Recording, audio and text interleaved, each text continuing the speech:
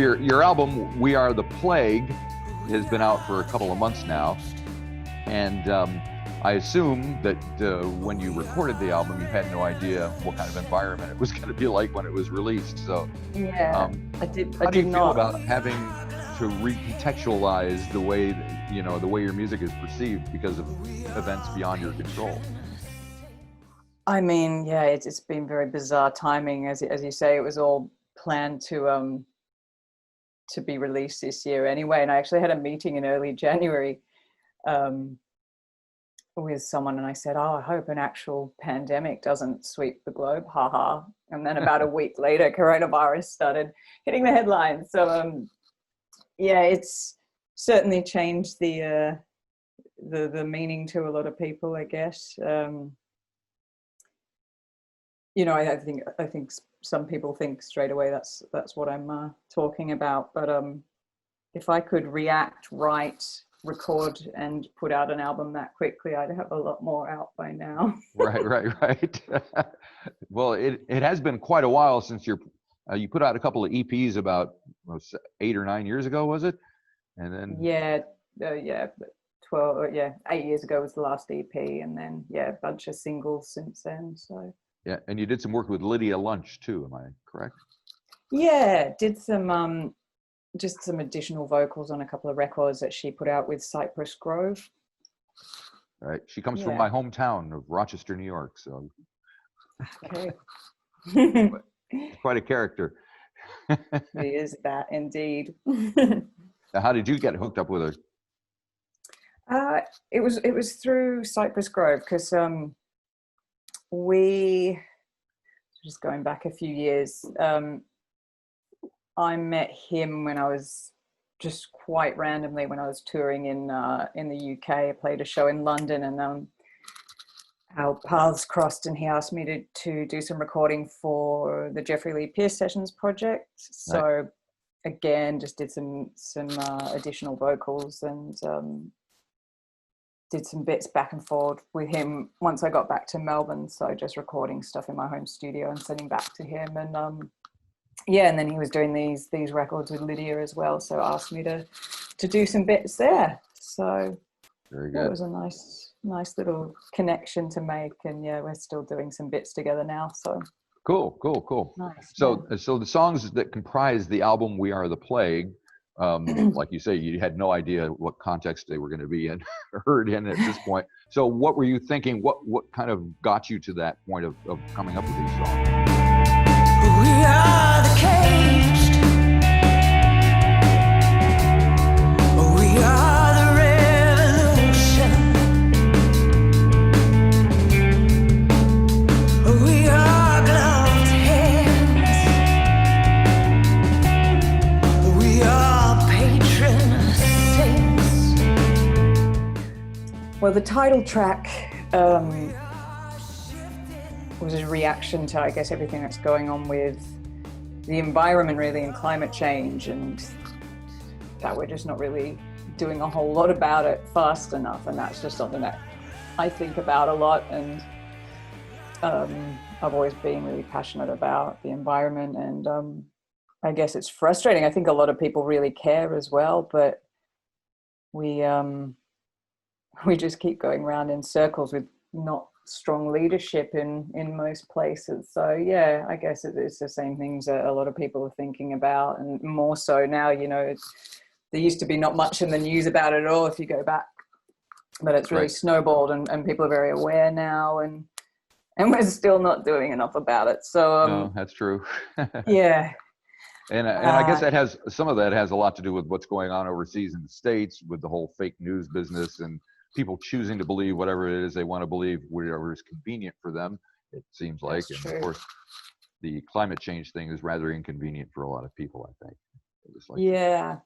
I think if things aren't easy to explain in a sentence, it can get lost in the noise out there. There's too much noise, isn't there? There's just a sort of barrage of opinions and things when you go online, and a lot of it is untrue. Everyone gets a microphone online, and not everybody should have one. We need the microphone police. Could cause problems too. But yeah, it's hard. I don't know. How the hell do we get out of this mess? Like you say, waiting for the election results to come in America at the moment. So, yep. How did we get here? I'm feeling very smug that I'm here in New Zealand at the moment. I had the good sense to Good move.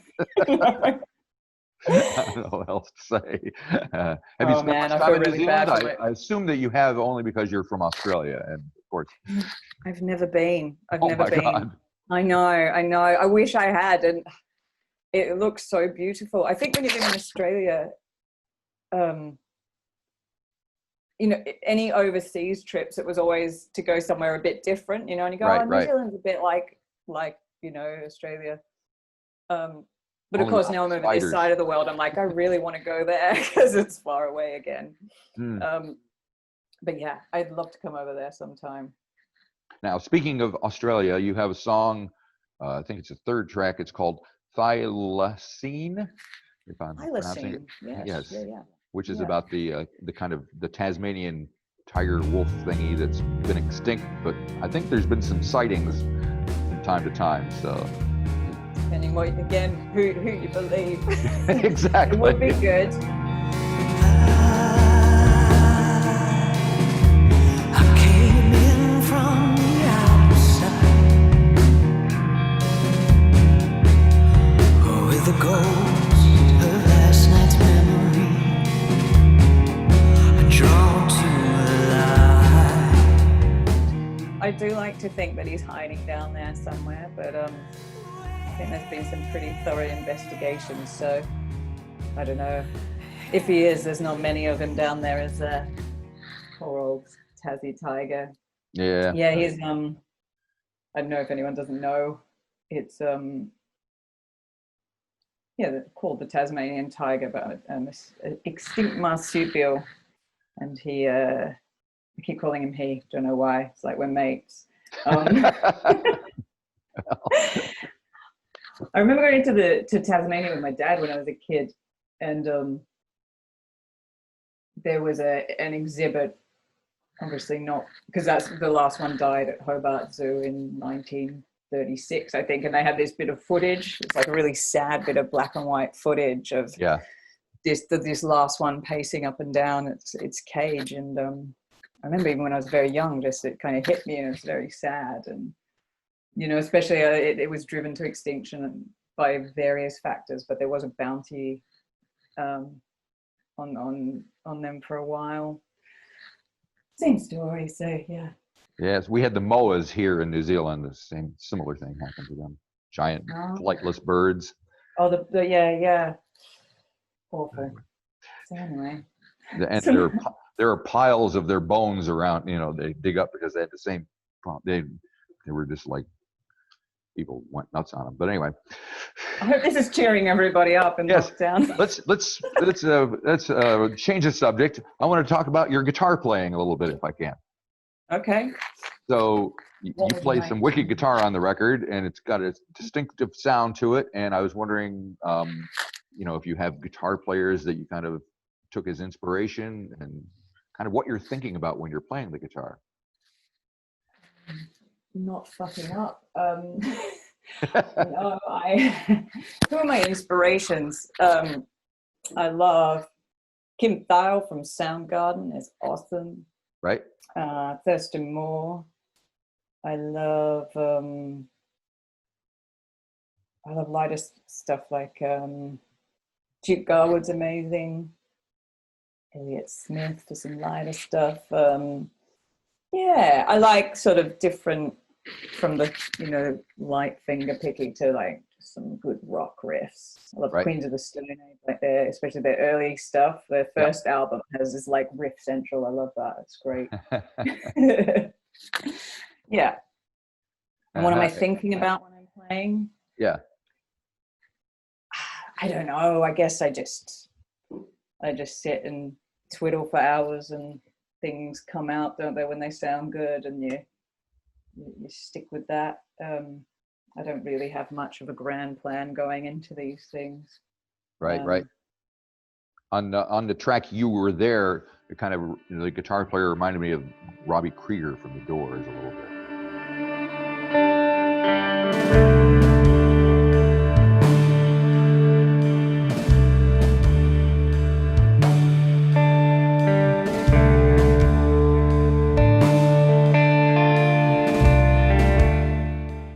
Oh, okay. That's somebody that you listen to much at all? When I was a teenager, I listened to quite a lot of Doors, but yeah, I haven't for ages. I should revisit. Yeah. Uh-huh.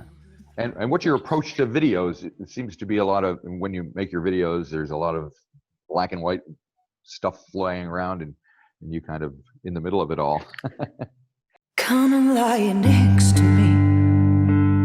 Oh, we don't have to do anything. Just breathe. Just breathe. Until late the morning. The harsh light and the noise. Close the window, shut the blind. We can steal some peace of mind.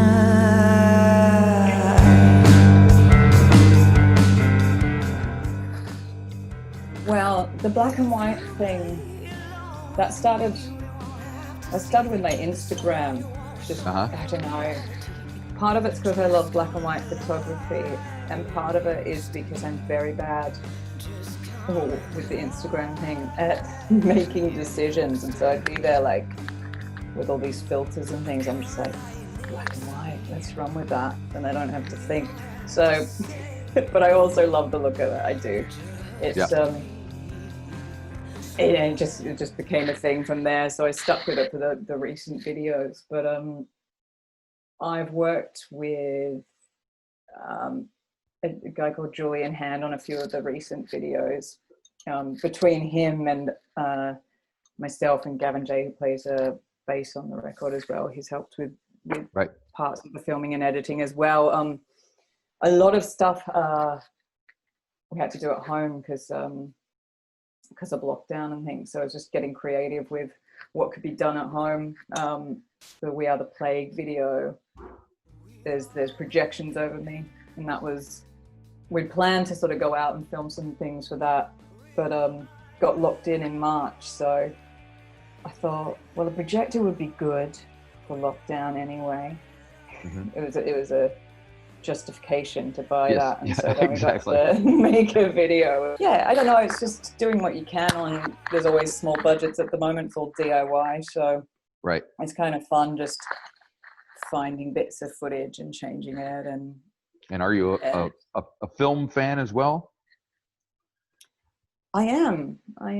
It's all a bit random at the moment, but I am. I love the best film I've seen in lockdown. I'm telling everyone this. It's called A Taxi Driver, not Taxi Driver, but A Taxi Driver, and it's a Korean film.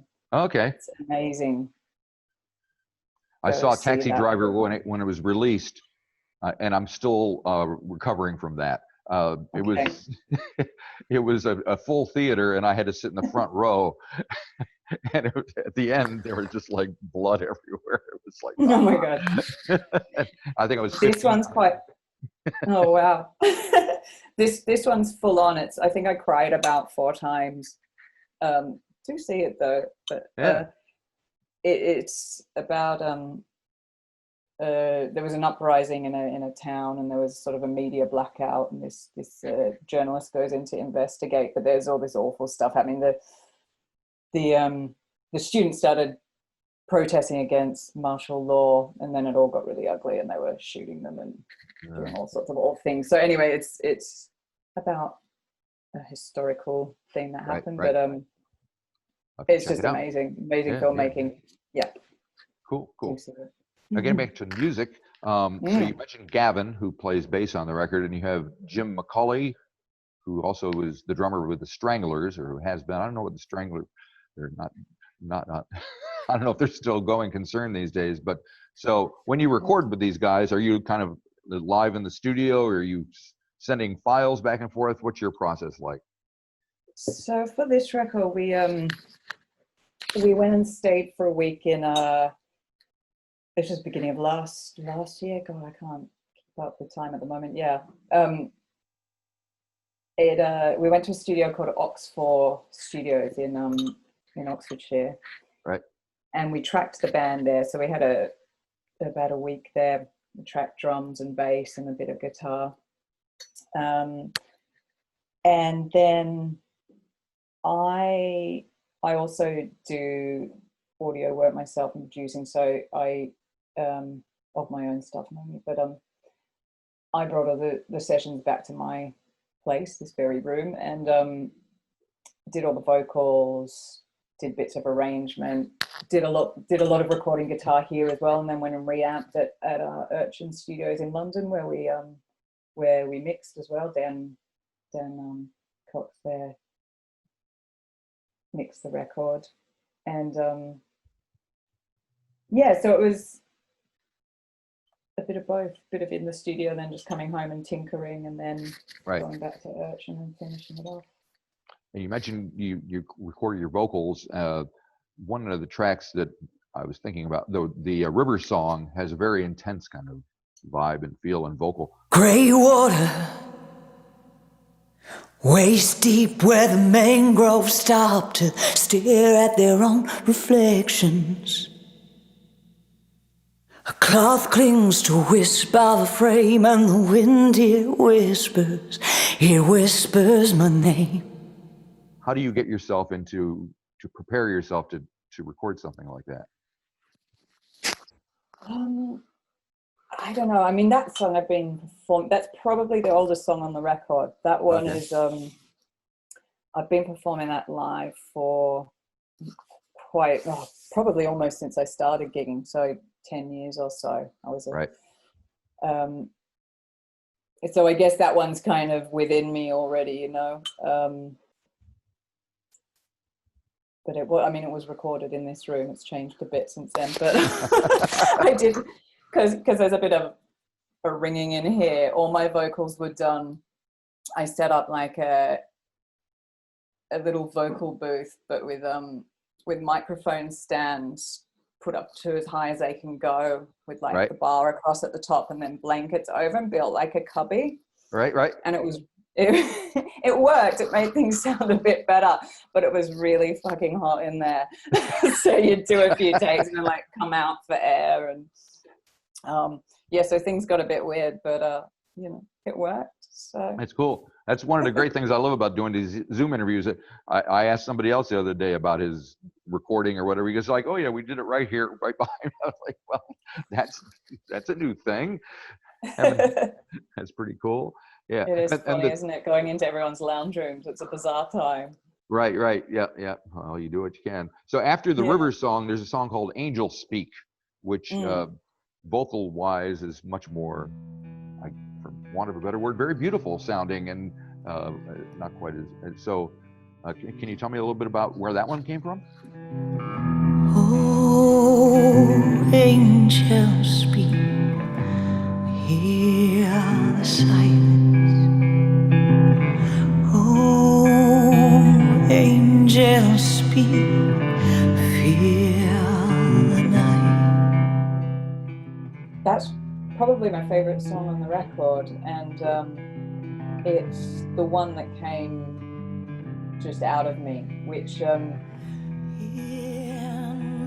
I think, because when I was writing the record, I was living in London at the time, and I came down. It was actually this house, but I didn't live in it at the time. It was empty. I'm now renting it, but it was empty in between tenants, and it was just nothing in it. I got a bed from Free Cycle and a fridge, and just set up to write. And when I go through cycles, like at the moment I'm just about to start writing again because I've been in album release mode, but cool. I just start writing, and it's shit. You just have to write shit for a while. That's like I've heard that before, so it's and you just go, here we go, okay, right, this is rubbish, burn it, etc. Anyway, so we're kind of in the flow of things, and at least been down here for a few weeks or whatever, but I'd had a few days when I hadn't really finished anything, and I had arranged to meet some friends down the road for lunch, and it was the morning. I'm like, oh, come on, fucking write something. And I had this chart of chords on the wall. I'm not trained in music or anything, so I had like things just to help me write sometimes. And this particular chart had like chords in different keys. I'm like, right, pick 3 chords, and I just randomly went, started playing that guitar part. And, you know, just for a minute, and then that, it just came out. And even all the words, I did tweak them later and edit them, but it came out almost fully formed. Right. Which is weird. Like, it doesn't, I think it's the kind of thing where it happens when you are trying to write, you know, when you are writing all the time, then it leads to those moments. But it's, I know what it's about. It's about someone who I lost years ago, going back eight years or so, someone I was very close to. And it wasn't conscious at all. Even when I wrote, it was only when I listened back, I'm like, that's all those feelings coming out. It was just a weird thing, just completely channeling it. So yeah, that's a good one to ask about, because I do remember very clearly, and it was almost sitting in this exact spot. I'm not even joking, because it's on the edge of the bed from Freecycle here. Yeah, I feel so close to the process now. Yeah, it's so close. It's very exciting. So when was the last time you performed in front of an audience? Oh God, mid-90s. No, that's what it feels like at the moment. February, I think it was February. Right. Yeah, I did a support slot with Joe Gideon in Hastings. Just a solo show that was. We did a band show in January. I think that was it. We were just about to go on a great run in March with the band supporting Humanist and The Hypnotics, but obviously everything got cancelled. Everyone, you know, same for everyone. But yeah, so February. So it seems, I don't know, it is a weird thing. Yeah. Like, So it'll probably be like a year at least before your next, you know, from one show to the other. And so what is it like for you, having released this record in the middle of that year, and not being able to kind of mingle with the fans and get kind of feedback and play these songs in front of people? Yeah, I think I decided very early on, I just put the expectation of playing shows out of my head. Right. And even now, I mean, I do have shows in February, but I mean, I don't think anyone's would be surprised if they got moved again. And I mean, no one knows, but I've just to put it out of my head. I'm like, maybe, and you know, towards end of next year. And I think that's just a coping thing, because if I'm like, oh, I'll get to play soon, and then if things keep, you know, booking things and then they get moved, I just think that would be too much. So right. It's cool. I just focus on things like the videos and making them and chatting to people online and things. It's just a different way of doing it. There goes some fireworks. Which it's okay. I think it's just like you got to change your expectations. Now my plans for like I say, I'm going to go back into writing mode soon and just write another and record another record. I want to try recording as much as I can at home and play. So when you go into this writing mode, do you go in that mode with something in mind already, or do you kind of wait for inspiration to fall on you? It's for the last one I did just, I mean, it was a bit random. You know, like I don't, even though the records We Are the Plague and some of the things are about that, it's still loose with themes and things. And even style wise, I just let things come out, which is probably why there's things like Angel Speak, and then you got a track like We Are the Plague. But I mean, that's my influences. My influences range from really quiet, like I was saying, singer-songwriters to, you know, more rock bands. And I don't mind that. I have thought about maybe trying to be a bit more like going in with some parameters this time, because I think that can actually be helpful sometimes. I always think about it like when I drive into a empty car park, I don't know where to fucking park. Where the fuck do you park? Too much choice. So just drive around and around and around. You can drive around going, so maybe some parameters would be good, you know, like, then that's why I think initially to start with this writing phase, I'm going to try and write a bunch of solo stuff just because of the situation at the moment. Sure. But I mean, I might end up writing band songs and then have a pile of each. I don't know. No one knows, do they, what happens? But I think also because I do all my own production as well, I do want to explore a bit of just electronic stuff, not going full electronic, but just to add to the sort of scope and the depth of the sounds and things. So right. Yeah, I want to play with those things while I'm locked inside. Alrighty. Yeah. Now the album closes out with a song called Negative Prophet, and I think there's some piano on that, if I'm not mistaken. At least it sounds like it to me. There you go. It's too much, man. It is too much. There is, yeah. And you end the album on this kind of "Oh God, do you believe in me?" And that's quite a stark kind of way to leave the listener. So was that the plan all along, or did it happen like that? Oh God, do you believe in me?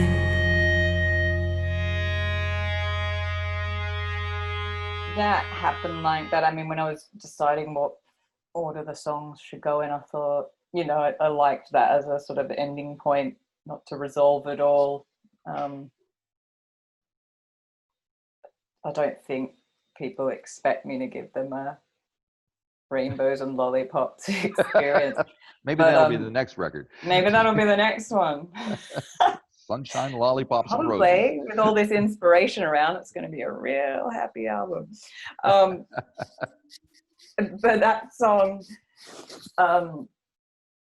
yeah, I don't know. It just seemed like a good way to finish the album. That one I'd done as a single previously, but that arrangement is quite different from the single that came out. It's a bit more sparse and yeah, it's just different. People should have a listen to both if they're looking for something to do for 12 minutes. Yeah. Sorry, did I answer the question? I can't remember the question. Sounded good to me.